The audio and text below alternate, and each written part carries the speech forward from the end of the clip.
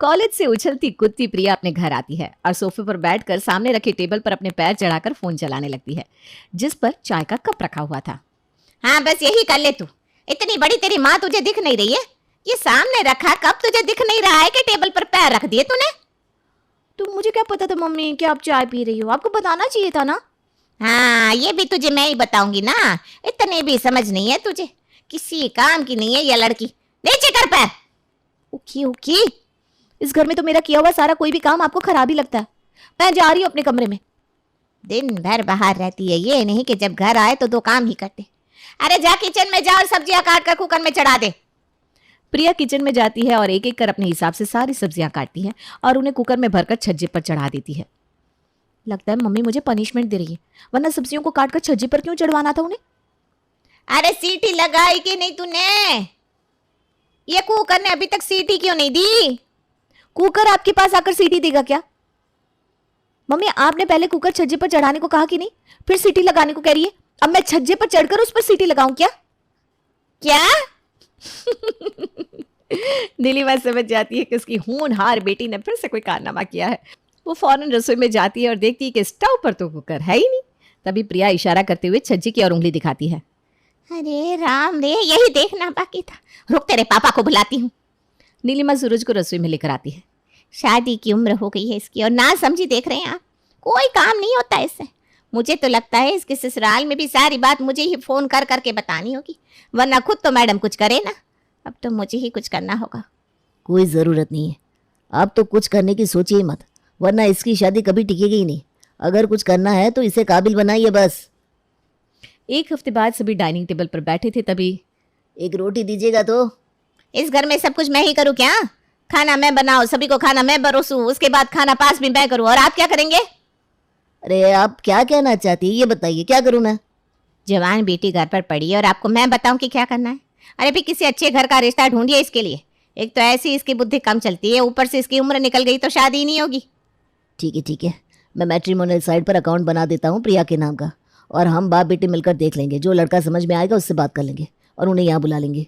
सूरज प्रिया का account matrimonial site पर बनाता है। रात के 2 बजे जब सूरज सो रहा था, उसके फोन पर एक नोटिफिकेशन आता है। अमन लाइक्ड योर प्रोफाइल। ये लड़का तो सुंदर लग रहा है, प्रिया बनकर इसके साथ चैटिंग कर लेता हूँ। सूरज अमन से प्रिया बनकर काफी देर बात करता है और उसके बारे में सब कुछ जान लेता है। इंजीनियर लड़का है, खाता पीता नहीं है, 1.5 लाख महीने कमाता भी है। इसके परिवार से तो मिलना ही होगा। और सूरज अमन के परिवार वालों से डायरेक्ट बात कर लेता है। दोनों परिवार मिलकर संडे की डेट फाइनल करते हैं। ठीक 11 बजे लड़के वाले प्रिया के घर पहुंच जाते हैं। जैसा बताया है वैसा ही करना। लड़के के पूरे परिवार के पैर छूना। कोई अगर कुछ खाने को बोले तो भीख मंगो की तरह खाना मत शुरू कर देना, और हर बात की बात सरासी मुस्कुरा देना, ताकि उनको लगे कि लड़की हंसमुख है। अब इसका मतलब ये नहीं कि हा हा हा करके हंसने लगेगी। ओफो चिल ममा, देखना आप, ये इंटरव्यू मैं क्वालिफाई कर ही लूंगी। अमन के परिवार वाले जैसे ही आकर सोफे पर बैठते हैं, प्रिया एक एक कर सभी के पैर छूने लगती है, जिसे देखकर सभी को बड़ा अच्छा लगता है। पर अमन के माता पिता बड़ी बहन के पैर छूने के बाद प्रिया अमन के भी पैर छू लेती है। अरे ये आप क्या कर रही हैं? हमारे धर्म में ना पति को परमेश्वर माना जाता है बेटा, और यही संस्कार मैंने अपनी बेटी को दिए हैं, इसीलिए वो तुम्हारे पैर छू रही है। छूने दो ना। आज के ज़माने में ऐसी सोच, मान गए बहन जी आपकी परवरिश को। अभी तो बहुत कुछ देखना बाकी है सुलोचना बहन। आप नाश्ता तो शुरू कीजिए, सब कुछ प्रिया ने ही बनाया है। सुलोचना नाश्ता करना शुरू करती है। ये क्या बात हुई, आप सभी नाश्ता कर रहे हैं और जिसने बनाया है वो खुद ऐसे ही चुपचाप बैठी है? तुम भी तो कुछ लो बेटा। नहीं अंकल जी, मैं ऐसे भी ज़्यादा नहीं खाती, पूरे दिन में बस 2 बिस्किट। क्या, बस 2 बिस्किट? प्रिया का मतलब है सिर्फ 2 बार ही खाना खाती है वो। ओह ये तो अच्छी बात है। पहले के ज़माने में भी ना लोग सिर्फ 2 वक्त ही खाना खाते थे। बिल्कुल बिल्कुल सही समझे भाई साहब आप। वही नियम तो आज तक मेरी बेटी मानती है। बातों बातों में प्रमोद एक दुखद घटना का जिक्र करता है, जिससे उसकी आंखें भर आती है। कभी मैंने नहीं सोचा था कि इस तरह मेरे घर में चोरी हो जाएगी और मेरी सारी जमा पूंजी चली जाएगी। पर यह सब होने के बाद भी मैं हिम्मत नहीं आ रहा, और भगवान की दया से उसी वक्त अमन को नौकरी लग गई और धीरे धीरे फिर सब सही हो गया। प्रमोद जब ये सब कह रहा था तो अपनी माँ की सिखाई हुई बात याद करके प्रिया मुस्कुरा देती है। पिछले 2 मिनट से मैं मुस्कुराई नहीं हूँ, कहीं ये लोग मुझे बोरिंग ना समझे। ज़रा सा स्माइल दे ही देती हूँ। प्रिया को मुस्कुराता देख सभी टेढ़ी निगाहों से उसे देखने लगते हैं। बात को बिगड़ता देख नीलिमा फिर कहती है, ये प्रिया और उसकी बातें, काफी आध्यात्मिक सोच है इसकी। मानना है कि संसार में कुछ भी हमारा नहीं होता, जो हो गया उस पर दुख ना करके हमें मुस्कुराना चाहिए आज के लिए, क्योंकि आज सब अच्छा है, कल और भी अच्छा होगा। आहा, इतनी गहरी बात तो कोई संत ही कह सकता है। पिछले जन्म में जरूर प्रिया कोई संत या साध्वी रही होगी। अब इस जन्म में अगर ऐसी बच्ची को हमें अपने घर ले जाने का मौका मिले तो हम जरूर इस सौभाग्य को अपनाना चाहेंगे। आप ये रिश्ता हमारी तरफ से डन समझिए। बिगड़ी बिगाड़ी बात को नीलिमा संभाल लेती है। अब प्रिया की शादी हो जाती है अमन से तय। फेरों के वक्त वर वधु अब फेरे के लिए खड़े हो जाइए। वर आगे चलेगा, वधु पीछे। क्यों पंडित जी, ये क्या बात हुई? आप तो अभी से मुझे पीछे करने पर तुल गए। पहली बार शादी हो रही है ना बेचारी की, इसलिए ऐसे सवाल कर रही हैं। सोच कर बोला करो, कितना कवर करोगी? सब लड़की की शादी पहली बार ही होती है। मेरा मतलब है, इसे समझ में नहीं आ रहा पंडित जी सच कह रही या नहीं। अरे बेटा, पंडित जी जो कह रहे हैं वही कर। आज से 25 साल पहले हमने भी तो यही किया था, क्यों समधन जी? बेचारी घबरा रही है, कहीं कोई गलती ना हो जाए, ससुराल की बात है ना। कोई बात नहीं समधन जी, हम ये छोटी छोटी बातें नहीं पकड़ते, आप बेफिक्र रहिए।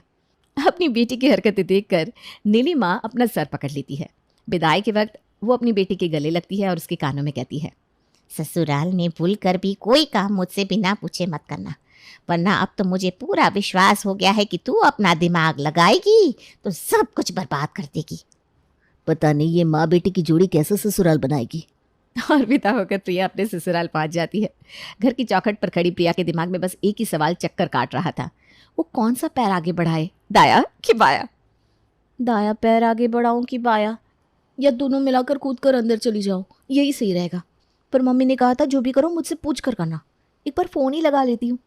ज़रा से साइड होकर प्रिया अपनी माँ को फ़ोन लगाती है और इस बारे में पूछती है। अरे करम फुट गए मेरे तो, दोनों पैर आगे करके कौन अपने ससुराल में जाता है बेटा? लंगड़ी नहीं खेल रही है तू, दाया पैर आगे रखना। प्रिया फ़ोन काटती है कि उसकी सास आरती थाली लेकर दरवाजे पर आती है। किससे बात कर रही थी बहू? माँ की याद आ रही थी मम्मी जी, तो उनको कॉल लगा लिया। अच्छा अच्छा, चला बंदर आजा और आरती की इस थाल में अपना पैर रख, फिर मैं तेरी आरती करती हूँ। इसी तरह रात बीत जाती है। अगली सुबह प्रिया अपने कमरे के बाहर निकलती है तो उसे अपने सास ससुर के कमरे से कुछ आवाज़ सुनाई देती है। वो जाकर कमरे के बाहर कान लगाती है। शादी के वक्त तो तुम ही कह रही थी कि हाथ खोलकर खर्च कीजिए, तो किया ना खोलकर। अब नहीं बचे पैसे तो कहाँ से ला कर दूं? आपको पता है ना मैं किटी खेलती हूँ, मुझे भेजना है 10,000 वहाँ। अगर मैंने किटी में पैसे नहीं डाले तो मेरी कितनी इंसल्ट हो जाएगी, आपको पता भी है। नई बहू आई है घर में, पता चला मेरी फ्रेंड्स यहाँ पैसे मांगने आ गई तो कितनी इंसल्ट होगी हमारी उसके सामने। अरे तो क्या जरूरत है ऐसी फ्रेंड्स बनाने की जो तुम्हारी तंगी में तुम्हारी मदद भी ना कर सके? मेरे पास पैसे तो है, मम्मी जी की मदद कर दूँ क्या? नहीं, पहले मम्मी से पूछती हूँ। प्रिया अपने कमरे में जाती है और अपनी माँ को कॉल लगाती है। मम्मी, यहाँ मम्मी जी और पापा जी में बहुत भयंकर कलेश हो रहा है, मैं क्या करूँ? इस कलेश को रुकवाने के लिए मम्मी जी को 10,000 दे दूँ क्या?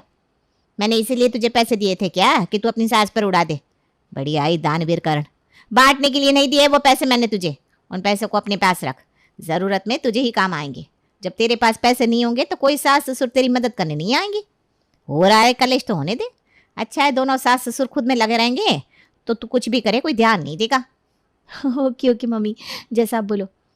एक बात और, नाश्ते में क्या बनाऊँ? तेरे ससुर जी को बवासीर है ना, एक काम कर, आलू के पराठे और लहसुन की चटनी बना दे। जितनी जल्दी वो दुनिया को अलविदा कह दे तेरे लिए उतना ही अच्छा है। नीलिमा प्रिया को पराठे और चटनी बनाने की रेसिपी बताती है और प्रिया वो बनाकर सभी को परोस देती है। आलू के पराठे और लहसुन की चटनी, वही तो मैं भी देख रही हूँ बेटा। क्या हुआ मम्मी जी? आप खाइए तो बहुत अच्छी चटनी बनाई है मैंने, इतनी तीखी कि आहा मज़ा आ जाए। ये कहती ही प्रिया अपनी सास की प्लेट का पराठा चट कर जाती है। वाह, इसे कहते हैं नाश्ता। प्रिया, मैंने तुम्हें बताया था ना कि पापा को बवासीर की प्रॉब्लम है। ऐसे में एक तो आलू के पराठे, उस पर लहसुन की चटनी, वो भी इतनी तीखी। एक दिन में कुछ नहीं होता, आप खाइए पापा जी आराम से, कोई दिक्कत नहीं है। तू ही तो बस मेरी प्यारी बहू है, वरना घर में कोई मुझे तीखा खाने ही नहीं देता। और प्रमोद उस खाने को खा लेता है, जिसके बाद उसकी हालत इतनी खराब हो जाती है कि वो 2 घंटे तक बाथरूम से बाहर ही नहीं आता। कितना मना किया था मैंने, पर आप नहीं माने। मेरा पेट सुलोचना जी। पापा बाहर आइए, मैं आपको डॉक्टर के पास ले जाता हूँ। अपने ससुर की ऐसी हालत देखकर प्रिया सीधा अपने कमरे में जाती है और अपनी माँ को फ़ोन लगाती है। मम्मी, मेरे ससुर जी का बवासीर मेरा बनाया खाना खाकर बढ़ गया है। मम्मी, बुआ को भी बवासीर की प्रॉब्लम थी ना, तो इस प्रॉब्लम को ठीक करने के लिए उन्हें जो जूस देती थी आप, वो पापा जी के लिए बनाकर दे दूं क्या? अरे तो पागल है क्या? जब उन्हें ठीक ही करना था तो ये सब किया क्यों मैंने? पर हाँ, ये मौका है उनका दिल जीतने का। तू एक काम कर, थोड़ा सा जूस बना, ज़्यादा जूस मत देना, वरना हमेशा तुझसे ही बनवाएंगी। ससुराल में जितना कम काम करो उतना अच्छा है। ओके ओके मम्मी, ठीक है, डोंट वरी। और प्रिया जूस बनाकर अपने ससुर को पिलाती है, जिसे पीते ही उसके ससुर जी का दर्द कम हो जाता है। इतनी जल्दी तो अंग्रेजी दवाई भी काम नहीं करती बहू, बहुत सही चीज़ पिलाई है तुमने। एक कप और बना देना। नहीं नहीं, और तो नहीं बना पाऊंगी मैं, इसी को बनाने में 3 घंटे लग गए मुझे। अच्छा तो तूने ये कैसे बनाया, मुझे ही बता दे, मैं बना लूँगी। मम्मी ने बोला था ये रेसिपी किसी को मत बताना। सॉरी मम्मी जी, सब कुछ मैं आपको बता दूंगी तो मेरे लिए क्या बचेगा? ये कहकर प्रिया अपने कमरे में चली जाती है। ये बात सुनकर सभी को बड़ा बुरा लगता है। ऐसे ही दिन बीतते जाते हैं। एक रोज़ अपना फ़ोन चलाते वक्त प्रिया अपनी ननद की इंस्टा स्टोरी देखती है। जो बहू अपने सास ससुर को खुश नहीं रखती, उनके माँ बाप की खुशी भगवान छीन लेता है। नेहा दीदी ऐसी स्टोरी क्यों लगा रही है? अभी स्क्रीनशॉट मारकर मम्मी को भेजती हूँ। अपनी ननद की स्टोरी का स्क्रीनशॉट लेकर प्रिया अपनी माँ को भेजती है और फिर उन्हें फ़ोन लगाती है। जब देखो मम्मी मेरी ननद ऐसा ही स्टेटस लगाती है। क्या मतलब है इस स्टेटस का? वो मुझे ताने दे रही है ना? अरे तो तू भी स्टेटस लगा दे। ब्याही बेटियां घर के बाहर ही शोभा देती हैं। शादीशुदा बेटियां अगर अपने मायके के मसलों में घुसने लगे तो उनका मायका तो बिखरता ही है, साथ में ससुराल भी। और इसी तरह जब भी नेहा कोई भी स्टोरी लगाती, प्रिया उसी का रिप्लाई बनाकर एक और स्टोरी लगा देती। इसी तरह दिन बीतते जाते हैं। प्रिया का ससुराल अब उसका कम उसकी माँ का ससुराल ज़्यादा हो चुका था, क्योंकि कौन कितने बजे उठता है, कितने बजे सोता है, किसने आज छींका, किसने आज खांसा, सब कुछ प्रिया अपनी माँ को फ़ोन करके बता दिया करती। 6 सितंबर की सुबह आज किटी पार्टी सुलोचना के घर पर थी। उसकी सारी सहेलियाँ उसके घर पहुँचती है। सभी साथ में बैठकर हंसी मजाक कर रहे थे। तभी पल्लवी कहती है, लगता है तेरी बहू और बेटी में बनती नहीं है सुलोचना। दूसरों के घरों की बातें तो तू बहुत बना लेती है, कभी अपने घर की भी देख ले। कभी तेरी बेटी स्टोरी लगाती है तो कभी बहू। और जब से तेरी बहू आई है ना, मैं देख रही हूँ, नेहा ने तो आना ही बंद कर दिया है। अपनी सास की सहेलियों के बीच हो रही बातें सुनते ही प्रिया सीधा अपने मायके फ़ोन लगा देती है। उसी वक्त सुलोचना की एक सहेली रसोई में हाथ धोने जाती है और प्रिया की बातें सुन लेती है। अब समझ में आया तेरे घर में क्या हो रहा है। अगर बहू सारी बातें अपने मायके में बताएगी तो ससुराल की इज्जत ही कहाँ रह जाएगी। उसकी माँ ने ही सिखाया होगा उसे ये सब। इस स्टोरी वाली बात के बारे में तो मुझे भनक ही नहीं थी, पर अब तुमने कहा है तो मैं ध्यान रखूंगी। अगर मेरी बहू अपनी माँ से बात कर रही है तो उसमें दिक्कत ही क्या है? मेरे कान भरने की ज़रूरत नहीं है पल्लवी। उसी रात अमन अपने पैसों का हिसाब कर रहा था कि गलती से वो लॉकर खुला छोड़ देता है। ये तो पैसों का लॉकर ऐसे ही खुला छोड़कर बाहर चले गए। कुछ पैसे निकाल लूँ क्या? नहीं, मम्मी को कॉल लगाती हूँ। प्रिया अपनी माँ को कॉल लगाकर इस बारे में पूछती है। ज़्यादा देवी बनने की कोई ज़रूरत नहीं है। तू अगर लॉकर बंद करके अपने पति को चाबी लौटा भी देगी ना, फिर भी उसके मन में ये शक रहेगा कि तूने पैसे निकाले होंगे। अरे भाई, जब शक करेगा ही तो कुछ पैसे निकाल ही ले। अपनी माँ से बात करती हुई प्रिया अपने पति के लॉकर से पैसे निकाल ही रही थी कि तभी अमन वहाँ आता है। मैं जानबूझकर लॉकर खुला रख कर गया था। मुझे पता था इस बारे में भी तुम अपनी माँ से ज़रूर पूछोगी। मैं क्या खाऊं ना खाऊं ये तुम अपनी माँ से पूछती हो। मेरे पास तुम्हें आना है कि नहीं ये भी अपनी माँ से पूछती हो। हमारे घर की सारी बातें तुम अपने मायके में बताती हो, इसीलिए शायद तुम्हें यह भी नहीं पता कि तुम्हारे पति को क्या चाहिए। मम्मी आप देख रहे हैं ना ये क्या कह रहे हैं? Hello mummy, mummy. नीलिमा उधर से फ़ोन कट कर देती है। अपने बेटे के कमरे से जोर जोर की आवाज़ें आती सुनकर सुलोचना और प्रमोद वहाँ पहुँचते हैं। वहाँ अमन उन्हें सारी बात बताता है। इस बारे में मुझे पल्लवी ने भी बताया, पर मैंने उसकी बात को काट दिया। मुझे लगा वो हमारे घर में आग लगा रही है, पर वो तो सच्ची निकली। अपनी माँ की बात सुनकर तुम जानबूझकर अपने ससुर के लिए तीखा तीखा खाना बनाती थी ताकि उसकी तबीयत और बिगड़ जाए। अपनी माँ की बात सुनकर तुम मुझसे बहस करती थी, तो तू अपनी माँ के पास ही चली जा। प्रिया अब भी नहीं समझती। वो अपनी माँ को कॉल लगाती है पर नीलिमा उसका फ़ोन ही नहीं उठाती। फिर वो अपने पापा को कॉल लगाती है। पापा, मम्मी जी ना मुझे मायके जाने को कह रही है। मम्मी से पूछिए ना मैं आऊँ कि नहीं। तू अभी भी नहीं समझी बेटा। मैंने कहा था तेरी माँ तेरा घर तोड़ देगी। अपने ससुराल में अपने मायके वालों को इतना भी नहीं घुसाना चाहिए कि अपना ससुराल ही टूट जाए। तुझे क्या लगता है तेरी माँ तुझे यहाँ रखेगी? बिल्कुल भी नहीं बेटा, तेरा घर वही है। अपनी समझ का इस्तेमाल कर और सभी से माफ़ी मांग, वो समझेंगे। सूरज के समझाने से प्रिया समझ जाती है और अपने ससुराल में सभी से माफ़ी मांगती है। सब समझ जाते हैं कि ये प्रिया की नादानी थी, वो दिल की बुरी